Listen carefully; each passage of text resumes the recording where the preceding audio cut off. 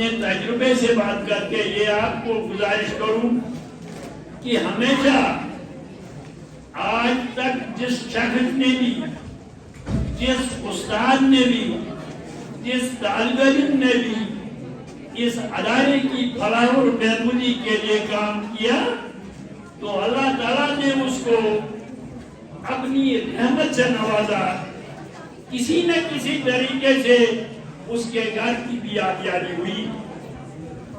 عزیز بچوں، آج آپ لوگوں کو ٹیکسز ہے، آج آپ لوگ کرسیوں پر تشریف فرما ہیں۔ ہم نے اس ادارے کا وہ دور بھی دیکھا ہے جب یہاں ڈاک بھی میسر نہیں ہوتا تھا۔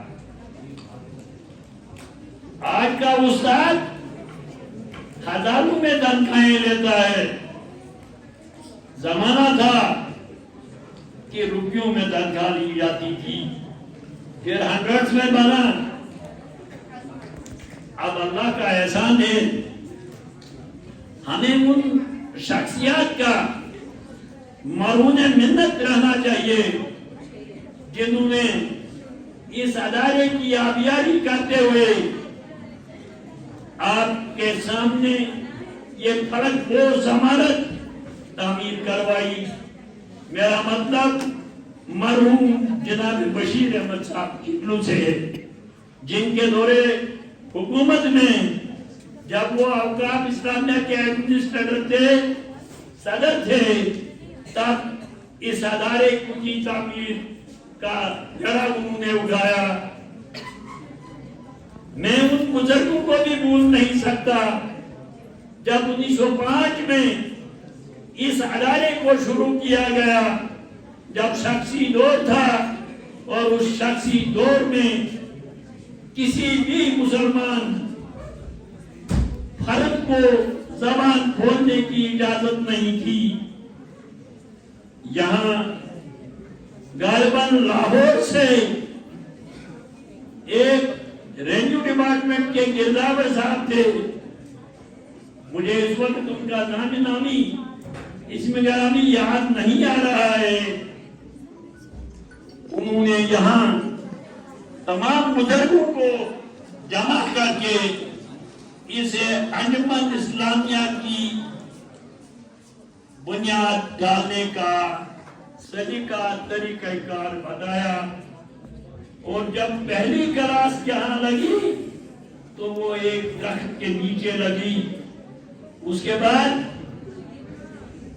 خواجہ خضر آگو کو بھول نہیں سکتے، رسول باغوان کو بھول نہیں سکتے، جنہوں نے اپنی جائیدادیں، جنہوں نے اپنی زمین اس ادارے کے لیے وقف کر دی۔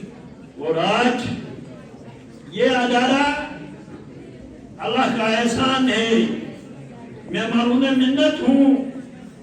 جناب میرے عزیز، میں ان کا شاگرد نہیں بلکہ یہ میرے عزیز ہیں، محبوب صاحب، جب اس ادارے کی بنیادیں پھر سے ڈگمگ کر رہی تھی،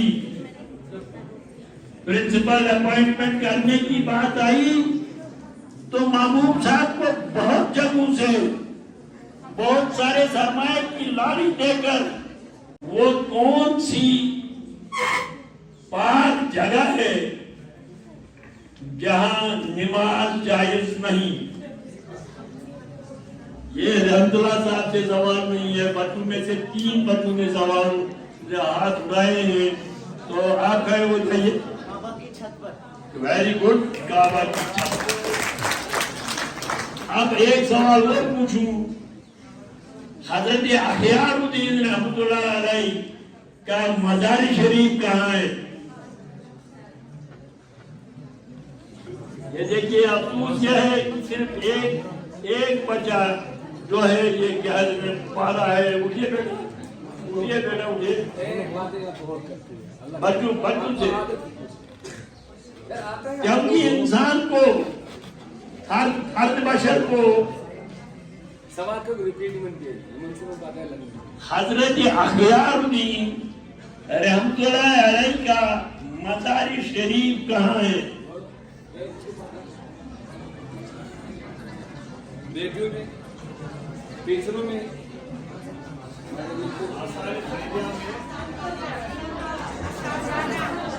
नहीं, ये आप क्योंकि मैं आप बताऊं आपको,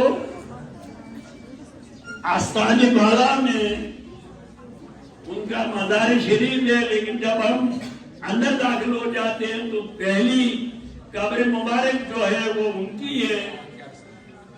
अंदर जाकर हजरत शाह फरीदुद्दीन वली और उनके छोटे फर्जंद हजरत अनवारुद्दीन बगदादी रहमतुल्लाह अलैहि का मज़ार शरीफ है, जबकि हजरत असारुद्दीन रहमतुल्लाह अलैहि की नाश को यहाँ से कश्मीर के लिए रवाना किया गया था।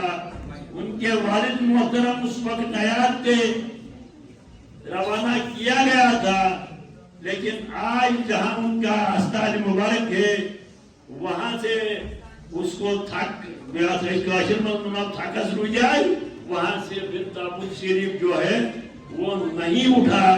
तो फिर हजरत शाह फरीदुद्दीन ने हुक्म दिया कि इनको यही मंतखब किया जाए, इनसे आगे उन्हें जाने की मर्जी नहीं है। मेरी एक बात याद रखना, जिंदगानी रहे न रहे, लेकिन इस अदारे की हमेशा और हमेशा आबियारी करते रहना, क्योंकि हमारा ज़ाती तजुर्बा है।